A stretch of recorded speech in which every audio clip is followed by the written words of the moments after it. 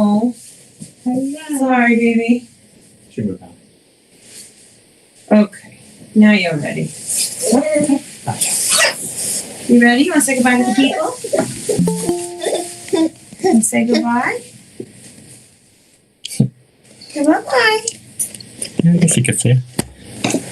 You see? I can't see it. That's okay. All right, guys, can you hear me? Awesome. So, every time I try to prepare, I work on preparing these classes, I try to find something a little out of the box. I figure if you want it in the box, then you could do a quick Google, or you may have heard it already somewhere else. So hopefully you'll find it interesting. If not, well, there's not much I could do at this point. Ask questions, and we'll try to make it interesting. All right, so here goes. So what was toeva, commonly translated as abominable, or abhorrent, or a few other words that are synonymous with that, about eating with Hebrews, and about being a shepherd in ancient Egypt. Right now, we'll look at the text and see, why I'm even asking that question. So a little introduction. In this week's Torah reading, we have the word toeva a couple of times. It is a word that is commonly understood to mean something very distasteful. The most prominent use is in the prohibition related to homosexuality. But it is used in many other places for a variety of behaviors. According to the Jewish Virtual Library, I think it is. What it says? Jewish Virtual Library, yeah. It appears in the Hebrew Bible 116 times as a noun and 23 times as a verb. It is one of several words that are used to describe the undesirable, and that could be a whole class in itself. I'm not going to go into all the different words. And is often understood to mean the most undesirable, the worst. It is usually used to describe something being detestable to God, but in the context of our parsha, it is the ancient Egyptians considering something a toeva. I will start with that topic as it relates to Egypt, and if we have extra time, I'll delve into the use. Zahava, I'm teaching a class. She doesn't seem to care. And if we have extra time, I'll delve into the use of the word in some other parts of the Torah. I just brought some examples. I find it fascinating and demonstrative how this word is used and for what. Polygamy, slavery, stoning one's son to death, a son who's known as the wayward child, does not get this designation. But cross-dressing and remarrying a spouse after they've been married to somebody else and some other really interesting things do. It is meant to mean that the things that are toiv are permanently is it meant to mean that they're permanently detestable, or is there a strong moral, ethical, relativistic element to it? So if it says it and it's in a historical context, could we say that, well, it was a toeva then, it's not a toeva now?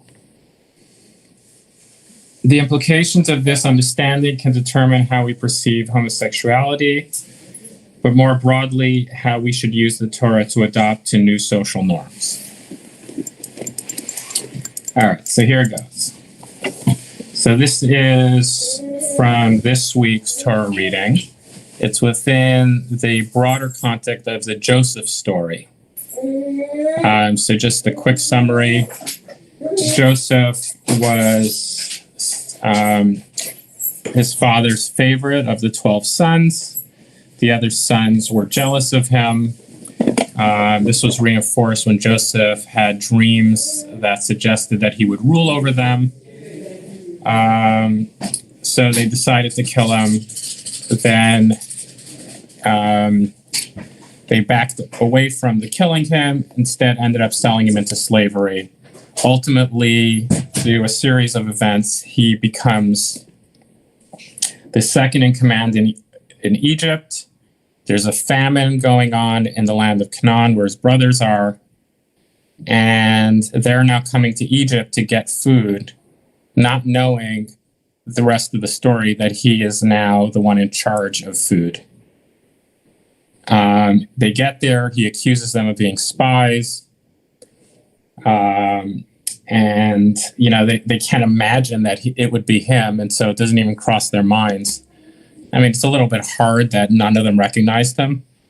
So that part, you really have to kind of suspend a little bit, but that's the narrative. So that brings us to this part of the story. So they still don't know it's him. And then he invites them, while still accusing them of being spies, he invites them to a feast or certainly a lavish meal. Vayisimo lo levado. They served him by himself. This is talking about Joseph, the people who served this meal, the servants or whatever they were, the staff, and them by themselves, meaning the brothers, and the Egyptians who ate with him by themselves. Right? So there's, it feels a little like COVID times, when you have a meal, a social distance meal. Right? Okay. Strange. But then it goes on, for the Egyptians could not dine with the Hebrews, since that would be abhorrent to the Egyptians. Right? And it uses the word toeva here. That's what's being translated as abhorrent.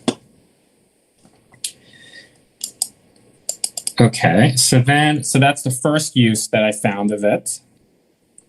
And then the second one is a little further down in the story when Joseph does reveal himself, and there is this, I don't know if we can quite call it reconciliation or forgiveness, but they're moving on. And Joseph advises them, and he says, you should say that you are shepherds, and therefore you'll be settled in this fertile land in Egypt, because most of Egypt wasn't fertile for livestock. You shall answer, your servants have been breeders of livestock from the start until now, both we and our fathers, so that you may stay in the region of Goshen. And then it throws in, for all shepherds are abhorrent to Egyptians. Ki toavat Mitzrayim kol ro'etzon. Right? Which a lot of commentators have really struggled with. Right? If you want the grace of the host country that you're in, then why would you present yourself as doing the job that's abhorrent to the people? It made me think a little bit of, in later times, Jews were often money lenders. This is outside of the context of Egypt. This is already in the times of Christianity. And it was in part because Christians weren't allowed to do that job, and Jews would end up doing that job. And so it was needed.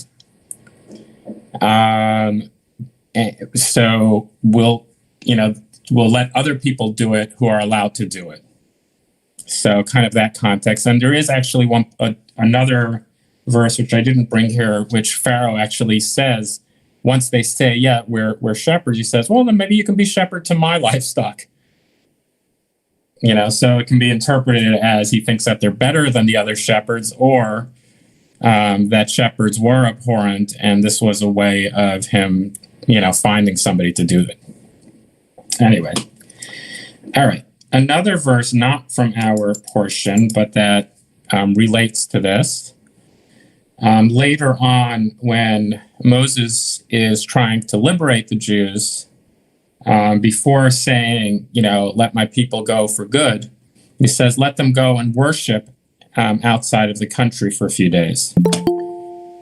And the Pharaoh's like, why don't they worship in the country? That's not a good enough excuse to let my slaves go free. So Moses says, but Moses replied, it would not be right to do this, for what we sacrifice to the Lord our God is untouchable to the Egyptians. So in this case, it says that the same word to'eva, to'avat Mitzrayim, but over here it says untouchable. It's translated as untouchable. If we sacrifice that which is untouchable to Egyptians before their very eyes, will they not stone us? Right, so again, it's using that word in relation to Egypt. So, what was it about eating with Hebrews that was such a to'eva to the Egyptians? It doesn't say. Also, what was it about shepherds that was such a to'eva to the Egyptians? Some possible answers to consider. They saw themselves as superior to foreigners in general. So they wouldn't eat together with others unless there was some 6-foot separation or mechitza or something. Another explanation, they were snobs and couldn't handle other etiquettes.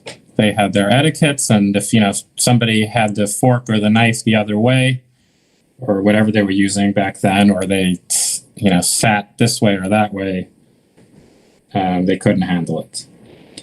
Another possibility, they couldn't handle the Hebrews wearing wool, which they saw as lesser materials and may have had a bad odor to the Egyptians. Right? We know the Egyptians were big on cotton and flax and all of that, and that's another one that I've seen presented. Another possibility, they had issues with the Hebrews in particular. They were anti-Semites. I don't know if they were considered, I guess they weren't considered Semites.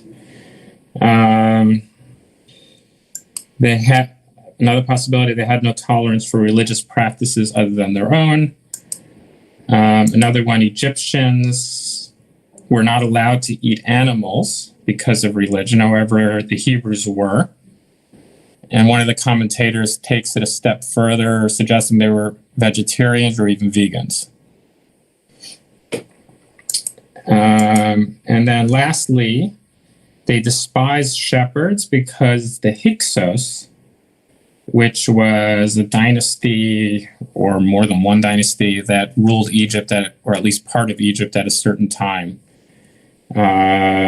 seemed pretty brutal. And so they just associated all shepherds with these Hyksos who came from Canaan. Again, the historical record on this is really murky, but it's an answer that's been suggested. What happened to my... Rabbi, go ahead. How different has it been in our country up through the 60s with African Americans? Exactly. It certainly, you can see parallels there. Yeah.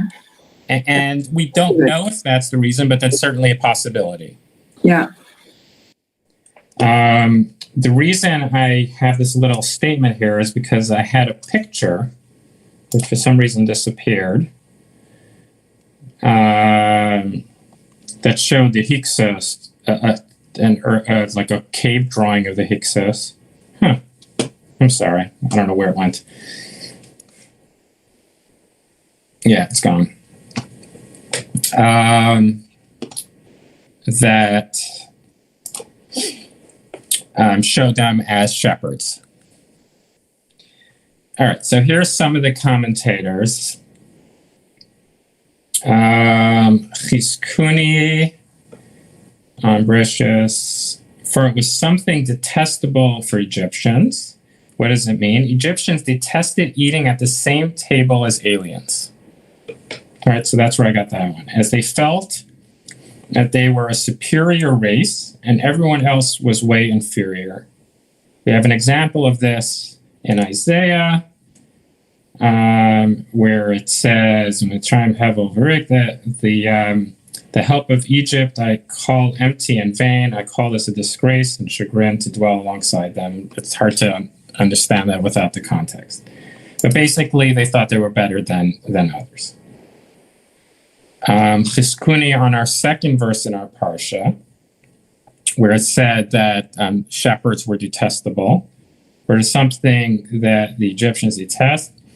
Rashi understands the line as, for it is a deity of Egypt, i.e., it is something that God detests, meaning their gods, i.e., an idol. Their favorite astrological constellation was that of the Lamb, which they worshipped. Worshipping in the language of pagans means to be afraid of. I'm not sure whose editing that is. We find a similar expression concerning the favorite idol of the Moabites, Shakut's Moab. So Shakuts or Sheket is another word that's pretty similar to Toeva. Chemosh, the abomination of Moab, and Milchan, the abomination of the Ammonites. Anyway, the point of that one, that they detested, where was it? For something that they had. It is something that their gods detest, their favorite astrological sign. So basically, for them, you're bossing around their god if you're a shepherd. Rashi on Genesis on the first verse, for that is an abomination. It is a hateful thing to the Egyptians to eat together with the Hebrews. Okay, so basically at this point he's just translating. But he doesn't tell us why. He just says, look at Onkelos. Onkelos is kind of like Rashi in the sense, Rashi is sort of the first commentator that people generally go to when studying something if there's a Rashi available. Onkelos is the first translation that we're aware of. And it's a translation from Hebrew to Aramaic, I believe. So instead of Rashi bringing the Onkelos, I don't know if he just assumed you were going to have it handy, as is common in a lot of Chumashim. Chumashim is plural for Chumash, but that's Resendus, so we go to Onkelos. Onkelos says, they served to him by himself and to them, meaning the brothers by themselves, and to the Egyptians, eating with them themselves, because Egyptians cannot eat bread with Hebrews, for the domesticated animals that the Egyptians worship, the Hebrews eat.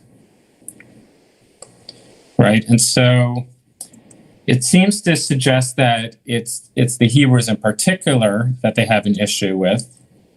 But then by specifying that it's about eating animals, then it's not necessarily about the Hebrews, but it's about anybody who eats their gods. Right. So while we're on Onkelos, I brought the Onkelos for the second verse, which says that it was a toeva to, that shepherds in general were detestable to the Egyptians, because Egyptians kept away all shepherds. They had an issue with shepherds, basically, is what Onkelos is saying. All right, the Radak on the first verse, and the brothers separately and the Egyptians separately, for the Hebrews were eating meat, as we know from the instructions to slaughter meat, which had been issued in verse 15. So Joseph had given instructions to go and slaughter meat. It says, Egyptians did not eat sheep or goat, and the only reason they raised any animals, these animals was for their wool and their milk. According to Rashi, Egyptians not eat sheep was that they considered sheep a deity. So he also mentions that Rashi's talks about that as well. Okay, Rashbam. Something so abhorrent to the Egyptians that they would spit out when observing such a barbaric way of eating meat. So I saw this one as kind of the etiquette one, that they, if somebody didn't eat the way they ate, if you didn't have a steak knife, or if you didn't put your napkin on your lap or whatever it was, they couldn't handle it. Rabbi, I have a question. Sure. If Joseph was there for such a long time, why didn't he know this and tell his brothers or whatever at that time to do this? Like if we invite people who aren't Jewish to a house and it's kosher, they'll know not to eat, meat and milk or whatever. So why was this lack of learning, or is this just part of the story? So it's part of the story, but the question still stands to a certain degree, right? At this point, the brothers don't know that it's Joseph, right? Which is hard to understand in itself, how they didn't notice, considering they're looking right at him. Like, he wasn't wearing a face mask, as far as we know. And it does say that he shaved, so you can't even say he was, hidden behind a beard. But that's a separate question. But in terms of, I think the other question, I don't know if I wrote it down or not, is why didn't they? If the issue was the food, why serve the Israelites or the Hebrews meat? Why don't they just serve a vegetarian meal to everybody? Right, and then you eliminate the problem. Especially here, he's accusing them of being spies and all of that, then going and accommodating them for something that, I remember when I was in Egypt, and the context is completely different. I was offered a beer. If I was Muslim, I would not have been offered a beer. So they're allowed to serve it to foreigners, but they're not allowed to serve it locally. But the reason is because they want the foreign dollars. Over here, these guys are being accused of spies. Why are they going above and beyond to accommodate them? Right? So it's hard to understand. But Joseph would not have revealed, and we don't even know. Yeah, I guess at that point Joseph had revealed to the Egyptians, or at least to the Pharaoh, that he was a Hebrew. So the staff may have known that. All right. Did I read this one already? Rashbam. Yeah, I just read. Okay. The Egyptians were very haughty disposition, as mentioned. Okay. The Ibn Ezra.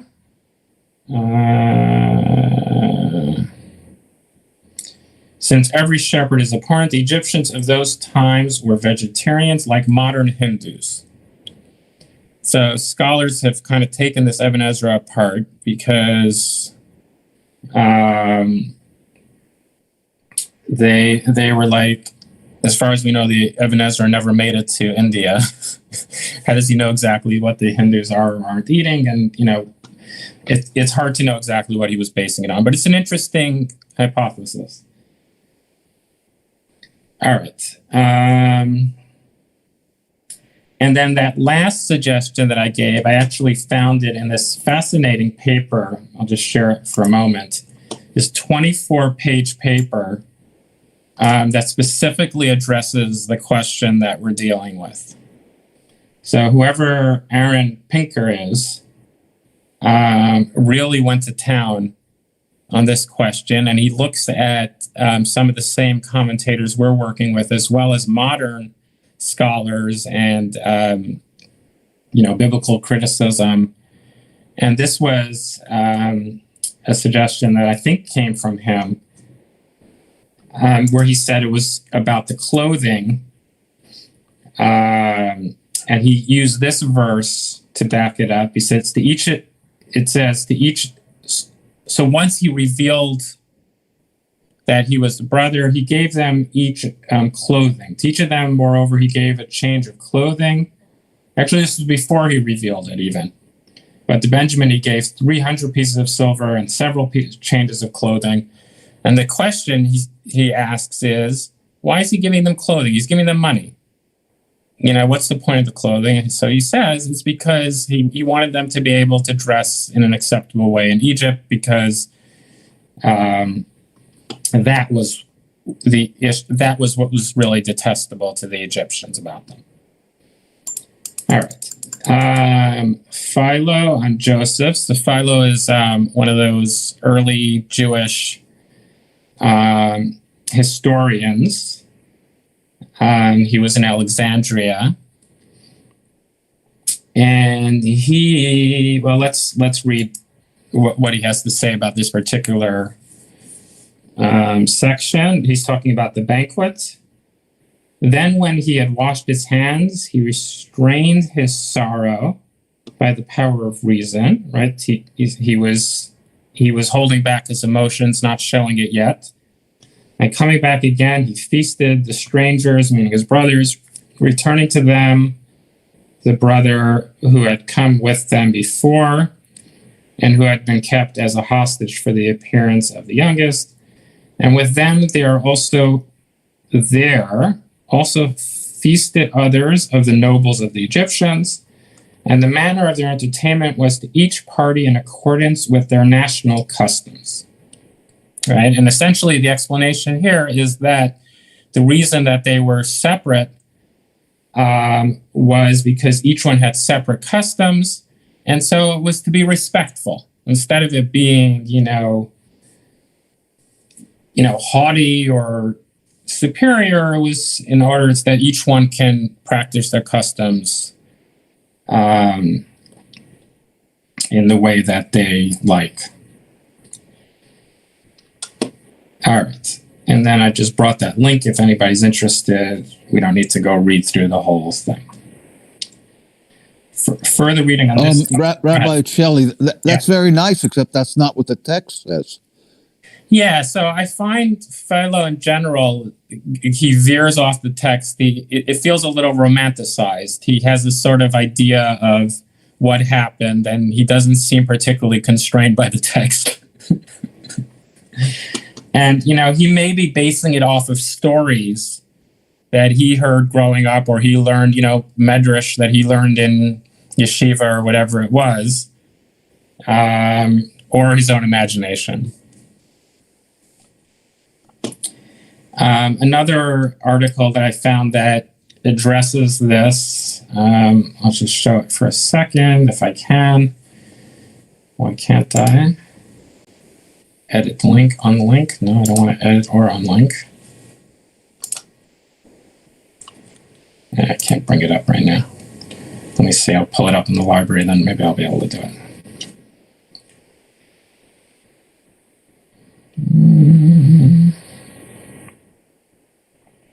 All right, almost there. Here we go.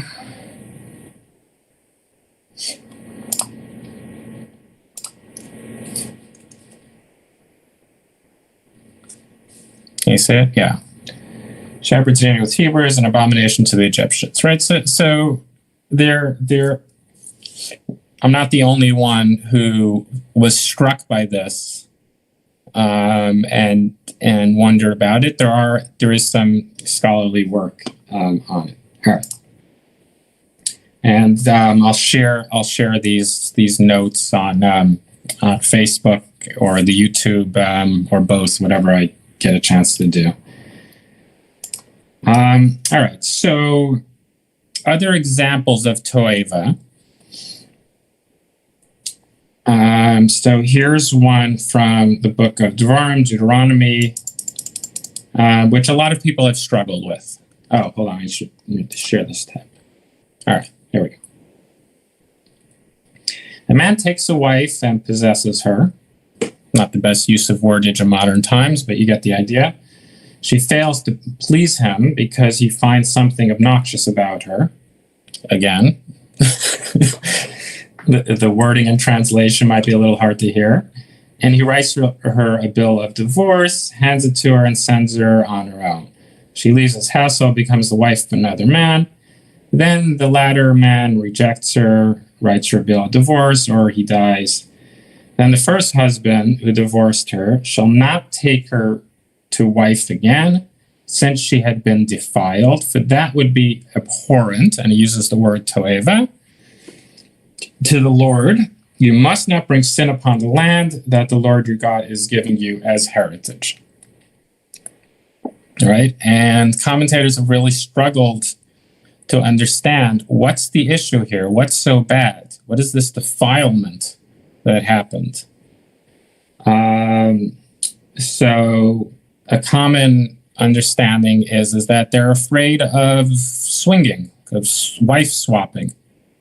You know, I actually saw this on a piece about some Muslim country. I don't know if you remember if it was Saudi Arabia or where it was, where men would go to either prostitutes or some other form of, you know, that sort of type of thing, and marry them for the moment and then divorce them. Basically manipulate religion so that they can feel good about themselves, even though they're doing something which is morally unacceptable and unacceptable to the religion, but basically finding a loophole. And so commentators say that that's really the reason here, although that, you know, if that was really the reason, then it could have put those limits instead of somebody who really regrets, you know, getting divorced, you know, 20, 30 years later, and they're both feeling alone and realize that the reasons that they got divorced in the first place are long gone. But that's an example of it. There's other explanations that are presented as well. Another one is Bagda Yehuda v'Toyvanasa Yisrael Yerushalayim Kichil Yehuda Kodesh Adonai. Judah has broken faith. Abhorrent things have been done in Israel and Jerusalem, for Judah has profaned what is holy to the Lord, what he desires in a spouse, daughters of alien God. So over here, the issue seems to be intermarriage, and it uses the word toeva for that. Dvarim, Deuteronomy, a woman must not put on a man's apparel, nor shall a man wear woman's clothing, for whoever does these things is abhorrent to the Lord your God. So this is about cross-dressing, and there's some fascinating commentary about it, because again, the question is, what is so abhorrent about putting on a skirt or you know, whatever? And of course, these things are relative. Relative in culture, relative in time, to what's considered man's clothing versus women's clothing. It even goes so far. This is a source I found who goes to say that women can't wear tzitzit or tefillin because it's men's clothing. Neither fringes, robe, nor tefillin, which are the ornaments of man, shall be upon a woman. Neither shall a man shave himself so as to appear like a woman, for everyone who does so is an abomination. So any of you guys who shave, you are an abomination. I'm sorry. It's you're doomed, right? You know, this is not the commonly accepted opinion, certainly not with the tefillin and tzitzit, but it goes to show how this word is used. Interestingly, there's a debate about Purim, for example. Can somebody get dressed up as Queen? Can a man get dressed up as Queen Esther? And the consensus seems to be that it's fine. How can you say it's fine? It explicitly says a man shouldn't wear a woman's clothing. You're dressing up in what you perceive as women's clothing to look like Esther. And the explanation that's given is that the intent matters. And the intent, if the intent is to mislead and present oneself as one or the other, for the purposes of, some nefarious sexual deviance, then it's a problem. But if the intent is for joy and for good things, it's not a problem, which is a fascinating explanation because it opens it up to the other famous example of toeva, which is homosexuality, right? And this is something that I certainly, struggled with. I think a lot of people is how do we reconcile the word toeva there with the modern social norms.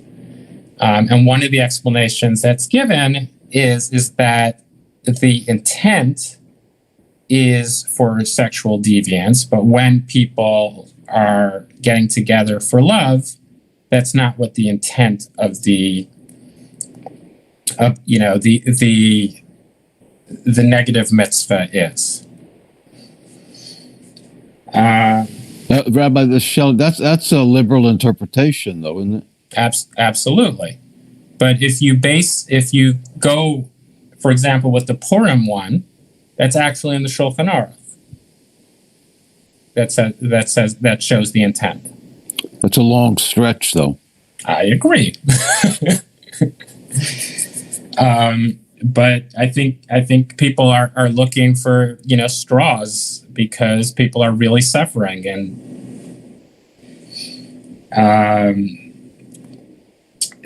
somebody who I know who's become a pretty well-known transgender person, Abby Stein, put together a really extensive class, which is accessible actually through this website, where he brings all kinds of sources, including Kabbalistic from the Zohar and other things, to make the case. All right. Nazir. So this is another case where the word is used, I think, although I'm not seeing it at the moment. Let me see why I brought this. Rav said a person who is not a Nazirite. So just a Nazir was somebody who wasn't allowed to drink alcohol. Well, this was somebody who voluntarily decided to go what was considered above and beyond, to kind of dedicating themselves to greater holiness by not drinking alcohol, not cutting or shaving their hair. And the issue that was challenging to some people was, hold on a second, long hair is associated with women. So how do we handle this? A person who is not a Nazirite may lighten his burden by removing all the hair of his body with a razor. One who feels he has too much hair may shave all of it off with a razor, apart from his beard and the corners of his head. The Gemara raises an objection against this from a Braita. A man who removes the hair of his armpits, sorry, it's a little graphic, or the pubic hair is flogged for transgressing the prohibition. A man shall not put on a woman's garment, as this behavior is a manner of women. And the Gemara goes on and on about the kind of splitting hairs, excuse the pun, about what's acceptable and what's not. And again, there seems to be intent, seems to be a valid reason. If the person is doing these things with the intent to look like a woman, to mislead, then it's considered, falls into the prohibition. If it's not, and they're doing it for cleanliness or other things like that, it's not. So that's all the sources. I realize that, books can be written about this, and there's a lot of, so when you look at one word in Hebrew, the first thing that's generally done is breaking the word down, right? So what we know about Hebrew as well as languages from that time and that place, is they generally have a 3-letter root word, sometimes 2, but usually 3. And then the question becomes, sometimes it's really obvious what the root word is, and when we're not sure how to interpret or translate a word, we can go to the root word, and sometimes it's not as obvious. There can be multiple options of what the actual root word is, and when we don't know, then we do our best job with an educated guess. And so the word toeva, I've seen different scholars trying to break it down. One which I found particularly interesting was actually finding the word toev, which I'm not familiar and using it as a word which means likes or as a god. And this particular scholar was trying to say that the reason that to explain the issue with the toeva in Egypt, why would the Egyptians have a problem if the Jews wanted to worship their god with animals? It wasn't so much that the animal was a god; that was a form of worship. And so, if it's acceptable to that one, basically the point being that he found a root word that seemed to suggest that that's certainly not the mainstream understanding. Questions, comments? Well, one thing I wanted to say, Rabbi, is good evidence that cross-dressing, I didn't realize, went back so far as to be mentioned in Dvar. Right? Isn't that fascinating? Yeah. Yeah. Right. I mean, it kind of goes into the same category as, making sculptures or images, and how those are perceived. Mm-hmm. So we commonly, everybody has, some form of a camera pretty much these days, and we don't think twice about taking pictures. Some people saw that as a direct prohibition against the making images, prohibition, and still do.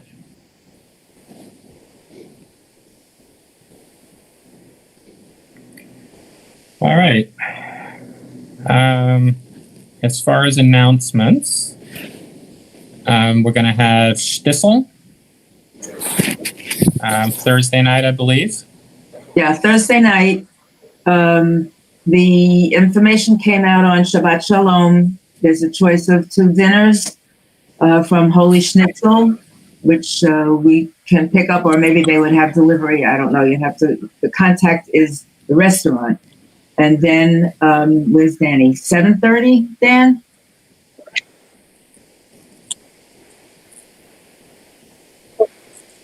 Okay, and then we'll get a link. Okay, so that's this week, Erev Christmas. And January 23rd should be the family trivia night. And those are the 2 things that are set now. So as of now. Yeah, keep an eye out for information about that. Should be fun. So there's a very important custom that you're not allowed to learn Torah on Christmas Eve. You heard me correctly. Yes. Growing up, we were not allowed to. Shelley, you know this one, right? Yep. And it was generally perceived as there were, within the mystical world, that there were spirits that would gain strength from our Torah learning that can convert or pervert that merit in the spirit world. And so instead, we would either play chess or sew buttons, or I didn't sew buttons, but so it's just interesting how different customs evolved. They didn't eat Chinese food? You know, the Chinese food is a much later add-on. But it works.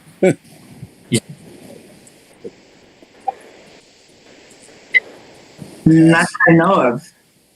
Well, Because the New Year's parties that we had were in-house. Yeah. So that has to go by the wayside this year. we'll have double next year. Yeah. Okay. All right, guys. Okay.